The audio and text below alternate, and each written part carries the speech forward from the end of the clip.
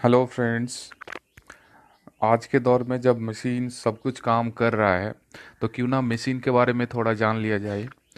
तो आज जो टॉपिक है मशीन के लिए ही है, मतलब मशीन। अब इस टॉपिक में मशीन क्या पढ़ेंगे, हम लोग पढ़ेंगे मशीन का जो काम है, मतलब ऑटोमेशन। तो ऑटोमेशन क्या है, इसके लिए हम ये वीडियो ज़रूर देखिए। ऑटोमेशन का टाइप कितने होते हैं, उसका एग्जाम्पल क्या होगा, इसका एडवांटेज क्या होगा, एप्लीकेशन क्या होगा, सभी इस वीडियो में आपको मिल सकता है। तो इस वीडियो का आगे देखने के लिए पहले आप सब्सक्राइब बटन में क्लिक कर दीजिए, ताकि हम दोबारा जो भी वीडियो बनाए आपको मिल जाए नोटिफिकेशन में। ठीक है, तो चलिए शुरू करते हैं। ऑटोमेशन। अब ऑटोमेशन क्या है, देखिए किसी भी इंडस्ट्री में हम दो तरह का प्रोडक्ट आपको मिल सकता है, गुड्स भी मिल सकता है और सर्विस भी। अब सर्विस और गुड्स दोनों प्रोडक्शन के लिए जो टेक्नोलॉजी यूज किया जाता है, उसमें अगर आप मेकाट्रॉनिक्स और कंप्यूटर का इस्तेमाल करें तो फिर वो क्या होगा, तो वो ही हो जाएगा ऑटोमेशन। मतलब आपको इंडस्ट्री में गुड्स एंड सर्विस प्रोडक्शन के लिए जो टेक्नोलॉजी यूज किए हैं, उसमें मेकाट्रॉनिक्स और कंप्यूटर को इस्तेमाल किए तो आपको ऑटोमेशन हो जाएगा, वही ऑटोमेशन कहलाएगा। अब मेकाट्रॉनिक्स मतलब क्या होता है, मेकाट्रॉनिक्स मतलब मैकेनिकल और इलेक्ट्रॉनिक्स दोनों का कम्बिनेशन होता है। ठीक है, जो मशीन होगा उसमें मैकेनिकल भी पार्ट रहेगा और इलेक्ट्रॉनिक्स का भी पार्ट रहेगा। ठीक, तो यही मेकाट्रॉनिक्स होता है। अब इंडस्ट्री में ऑटोमेशन को हम क्लासिफाई दोनों तरह से करते हैं। आप देखिए कि इंडस्ट्री में दो गुड्स भी होता है, सर्विस भी होता है। तो गुड्स के लिए मैन्युफैक्चरिंग होगा, मैन्युफैक्चरिंग ऑटोमेशन, और सर्विस के लिए सर्विस ऑटोमेशन होता है। अब ऑटोमेशन को अगर किसी भी जगह पे आप क्लासिफाई किए तो ऑटोमेशन जनरली तीन तीन तरह का होता है। एक होता है फिक्स्ड ऑटोमेशन, दूसरा होता है प्रोग्रामेबल ऑटोमेशन, और तीसरा होता है फ्लेक्सिबल ऑटोमेशन। तो चलिए शुरू करते हैं। अब फिक्स्ड ऑटोमेशन क्या होगा। फिक्स्ड ऑटोमेशन का एक और नाम है, कभी कभार एग्जाम में दिया जाता है इसे, तो इसे हम हार्ड ऑटोमेशन भी बोल सकते हैं। प्रोग्रामेबल ऑटोमेशन जो है इसे हम सॉफ्ट ऑटोमेशन बोल सकते हैं। चलिए फिक्स्ड ऑटोमेशन क्या है।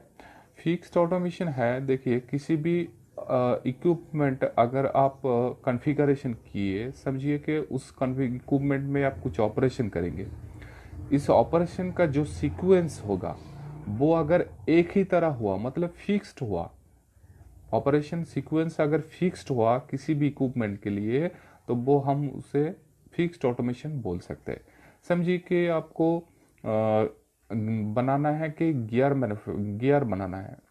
तो गियर बनाने के लिए आपको पहले मैंडल बनाना पड़ेगा। मैंडल कैसे बनाएंगे, आपको लेद में टर्निंग करके, एक सिलिंड्रिकल जॉब होगा उसमें आपको टर्निंग करके पहले मैंडल बनाइए।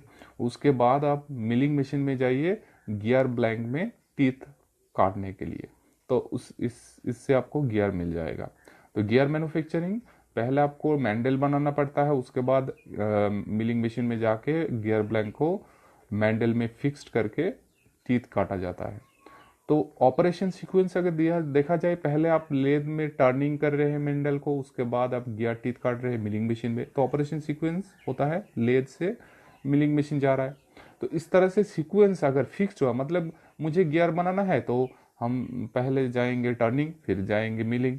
तो इस तरह से सीक्वेंस अगर फिक्स्ड हुआ, किसी और सीक्वेंस में नहीं गए, तो उसे हम फिक्स्ड ऑटोमेशन बोल सकते हैं। समझिए कि टायर, जो कंपनी होता है एमआरएफ टायर।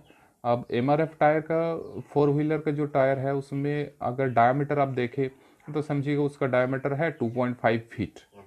अब ये डायमीटर अगर हमेशा फोर व्हीलर का डायमीटर फिक्स रहता है ज़्यादातर से, मतलब टैक्सी के लिए फिक्स है, या फिर आप लॉरी के लिए देखें तो वो भी अलग होता है।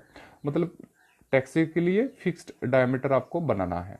अब वो जो डायमीटर बनाना है, वो जो इक्विपमेंट बनाएगा वो एक ही तरह का साइज ही बनाएगा, दूसरे साइज नहीं बनाएगा, तो इसे हम फिक्स्ड ऑटोमेशन बोल सकते हैं। अब किसी कंपनी कुछ नया इन्वेंशन किए फोर व्हीलर का, वो अलग से टायर, उसका साइज जो है वो अलग चाहिए, तो ये जो ऑटोमेशन है वो उस साइज, डिफरेंट साइज को वो दे नहीं सकता। मतलब अगर चेंज ओवर हुआ, साइज में कुछ भी चेंज हुआ, तो वो फिक्स्ड ऑटोमेशन काम नहीं करेगा।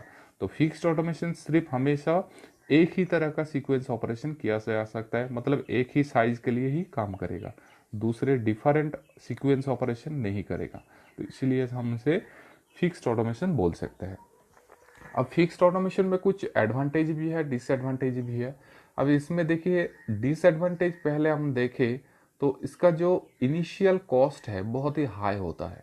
मतलब किसी कंपनी अगर आपको ऑर्डर दिया, आपका इंडस्ट्री है, बाहर से कोई कंपनी बोला कि 1,000 मुझे प्रोडक्ट चाहिए, मतलब समझिए कि 1,000 या 5,000 आपको नाट बोल्ट के ऑर्डर मिले, वो बनाना है आपको।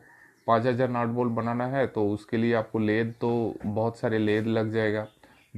अब लेद बहुत सारे अगर लेद लगा तो उसमें ऑब्वियसली इनिशियल इन्वेस्टमेंट बहुत कुछ करना पड़ेगा।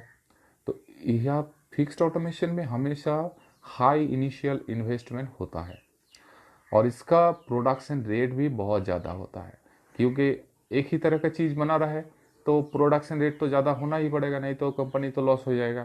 ठीक है।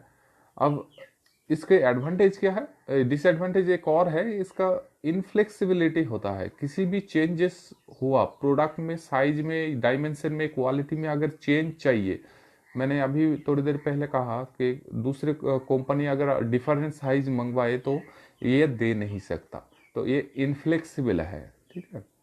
इसका एग्जाम्पल क्या है, मैकेनिकल असेंबली लाइन इसका एग्जाम्पल है।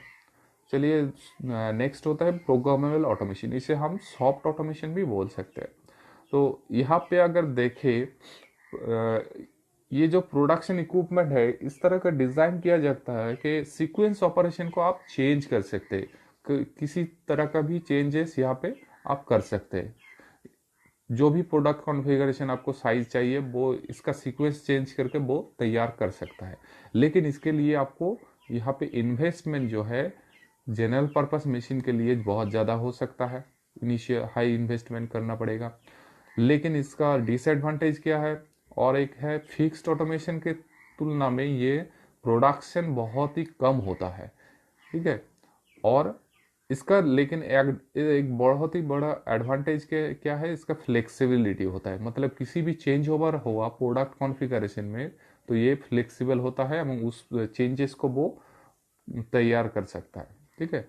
और इसका एग्जांपल अगर देखें तो एनसी मशीन टूल है, इंडस्ट्रियल रोबोट है, इसे प्रोग्रामेबल ऑटोमेशन हम कह सकते हैं।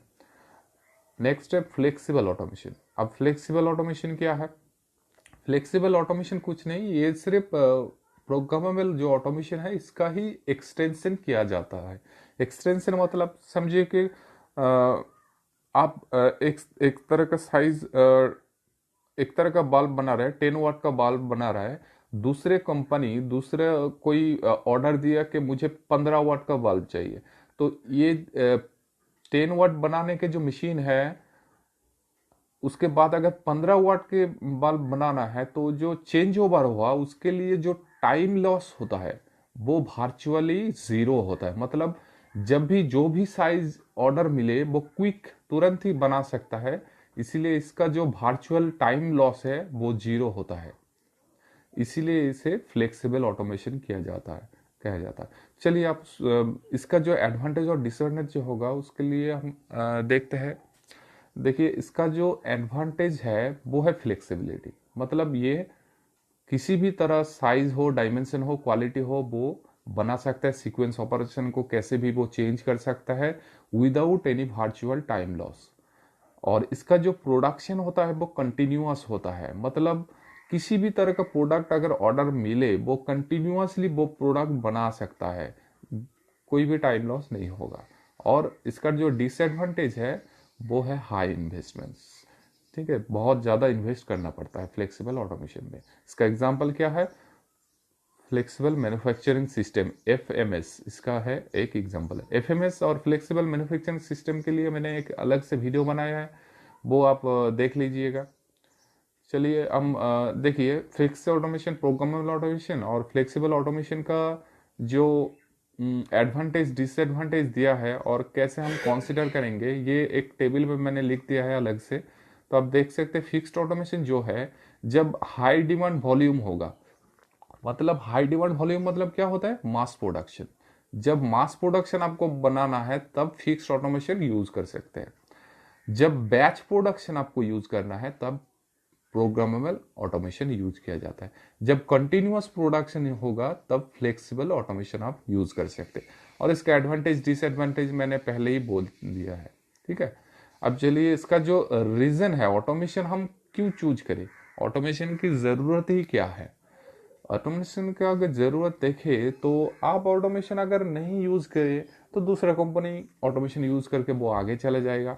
तो ये कंपटीशन मार्केट में ऑटोमेशन की ज़रूरत बहुत ज़्यादा है, क्योंकि ऑटोमेशन अगर रहा आपको तो वो बहुत ही एक्यूरेट प्रोडक्ट बनाएगा, क्वालिटी प्रोडक्ट बनाएगा। तो ऑब्वियसली ऑटोमेशन की बहुत ज़रूरत होगा। और दूसरा है सेफ्टी। अब देखिए ऑटोमेशन अगर नहीं यूज किए तो आपको लेबर वर्कर यूज करना पड़ेगा, वर्कर का सेफ्टी बहुत आपको देखना पड़ेगा।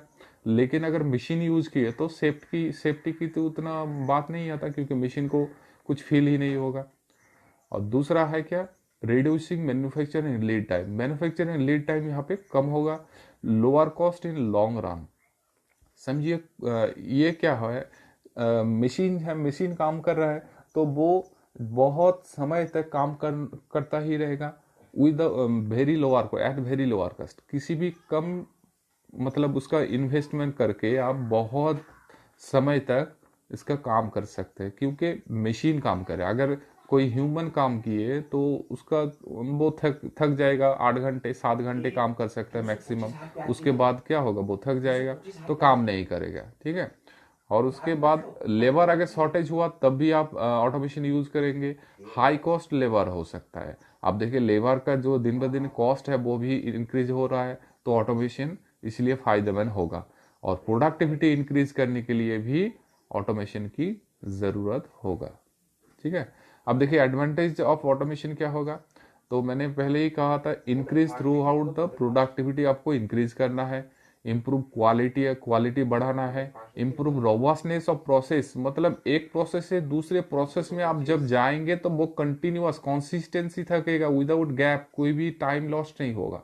Increase consistency of output. Product बनाना है तो किसी भी प्रोडक्ट बनाइए उसमें भी कंसिस्टेंसी रहेगा। Reduce direct human labour cost and expenses. तो यहाँ पे ह्यूमन इंटरवेंशन नहीं है तो ह्यूमन कॉस्ट भी नहीं होगा, ठीक है। और इसका एक्सपेंशन भी कम हो जाएगा। लेकिन इसका कुछ डिसएडवांटेज है, वो है सिक्योरिटी थ्रेट। सिक्योरिटी थ्रेट मतलब मशीन काम कर रहा है तो मशीन ये जो इसका जो सिक्योरिटी नहीं होगा, कुछ भी हो सकता है मशीन के। तो मशीन जब ऑपरेटेड कर रहा है तो उसके सिक्योरिटी बहुत कम हो जाता है। अब इसका अनप्रेडिक्टेबल और एक्सेसिव डेवलपमेंट कॉस्ट। अनप्रेडिक्टेबल मतलब समझिए मशीन काम कर रहा है तो मशीन तो कब कब खराब हो जाएगा कुछ मालूम नहीं है, कभी भी खराब हो सकता है कुछ भी कारण बस। तो उसके लिए इसका जो एक्सेसिव डेवलपमेंट कॉस्ट है बहुत बढ़ जाता है। मतलब मशीन खराब होगा तो ब्रेक डाउन हो सकता है, तो इस तरह का डेवलपमेंट कॉस्ट बहुत ज़्यादा हो जाएगा। और इसका जो इनिशियल कॉस्ट है बहुत ज़्यादा है, तो इसीलिए ऑटोमेशन का ये डिसएडवांटेज भी कुछ है। Thank you for watching. Please click subscribe button below for further video notification. Thank you.